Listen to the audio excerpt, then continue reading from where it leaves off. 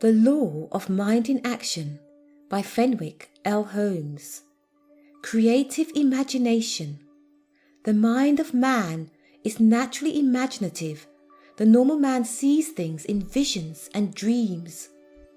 We should exercise the visualizing power of the imagination, and this is commended by the great teacher who said, "Whatsoever things ye desire, when ye pray, believe that ye have received them, and ye shall receive them." This is transcendent imagination. It requires not only that we see clearly and completely, but so clearly and completely that it is as though we had already objectively realized it. You are urged to form a complete picture of the thing you desire, to see it in its wholeness as a perfect thing, just as it will be when received. This is the fundamental psychology of it. You cannot receive what you do not understand.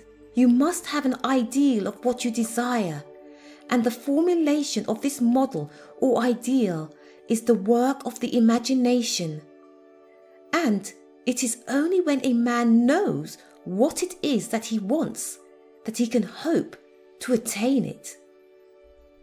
It is in this formative power of the imagination, which creates an ideal toward which a man may strive, that we find the basis of modern metaphysical movements, both in the matter of health and prosperity. However intelligent its followers may be as to the fundamental nature of the process, this is the essential secret of the activity and success of the movement. For it would be most true in regard to health. First, there is the image of a perfect body, the image of the perfect organ, which is the creation of the imagination. Then, each drop of blood that distills from the heart bears the imprint of that idea and carries its precious freight to the affected organ, paints it with the perfection of its own pigment. At the same time, nerve and neuron carry the imperious mandate of the brain that all must be well there. Thought centers upon it, and all the vital forces acting in obedience to the will tend to restore the broken tissue. This helps us to understand why we must lay stress on the idea of perfection. Man, the perfect idea, is ideally a perfect organism. This is good psychology, for the finer the model, the more perfect the production. If we can image perfection in spite of the immediate claim of the senses, we have the most satisfactory model after which to pattern the body and mind and estate. It is quite clear from this, I believe, that it is inestimable importance that whatever enters the mind should be of the highest quality and character, since it is to furnish the material out of which the models of things are to be made. Imagination is destructive as well as constructive. It can unmake us as well as make us. If we hang upon the walls of memory pictures of passion, hate, lust, greed, murder, suicide, robbery, demon faces of sin, peeping out from every sheet of the modern newspaper, with thoughts of failure, poverty, sickness and death, we shall at length use these pigments to paint the life of our own future. Or, if we mix good and evil imagery, we shall chisel a character as dreadful as the centaur, with a man's head and a torso and the body of a horse, or the fabled monster with the head of a human, the body of a lion and the wings and claws of an eagle, or of the grotesque gargoyle on the roof of the temple, which represents the demon shut out from the sacred precincts. Our future is in our own control. Nothing is clearer in that man has control in his future through the proper exercise of his imagination. Nature has endowed us with rich powers.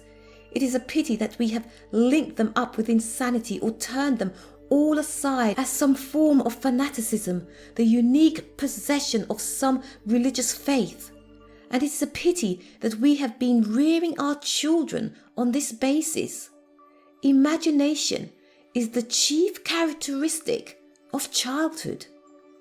The child lives much of the time in a world far removed from the evidence of our senses. His block of wood is a speeding engine with flying wheels. The trough in which he sails his boat is the boundless blue of the sea. His inanimate objects have life. They laugh and sing, they weep and walk and fight. For all the world, like the mythical heroes of Greece and Rome, every child has creative instinct. Nature provides faculties of imagination. The fault with us is that we begin to beat it out of the children at an early age, not literally, but figuratively, although evidence is not lacking that we use more than moral suasion to this end. But imagination merits a better fate. It should be turned to account in the creation of character and a greater destiny. I think I have said enough to show that imagination, if put into proper operation, will be of supreme worth in the creation of health, success, character building and destiny. It is no strange esoteric power, and it is by using this force in strong conjunction with those other admirable forces with which man has been endowed by Providence that we can create for ourselves an ever-widening world. Our destiny is in our own hands. Following the law, we may rise from height to height, says Henry Bergenson, the prophet of idealism. In a conscious being, to exist is to change is to mature is to go on creating ourselves endlessly. Wisely may we use our powers for an ever-enlarging existence. Realization. He that believeth on me, the works that I do, shall he do also. I know that this refers to my own spiritual nature. I do believe on the indwelling Christ. I do believe in the Christ within me, the hope of glory. I do believe on the high nature of spirit in me. I am confident that I have the spirit of life, love and freedom in me. I am confident that the Master taught truly, who said, "Greater works than these shall ye do," and "All power is given unto me in heaven and on earth." Therefore, I do now believe in the works that shall follow my word of faith, and today I utter that word in perfect serenity of spirit. Let it be done unto me, even as I will. It is so done, and I am glad and thankful. I am led. I am prospered. I am blessed. I am inspiration to all men because I am faithful to God and His promises. I shall give thanks for the gift of life and faith. So be it.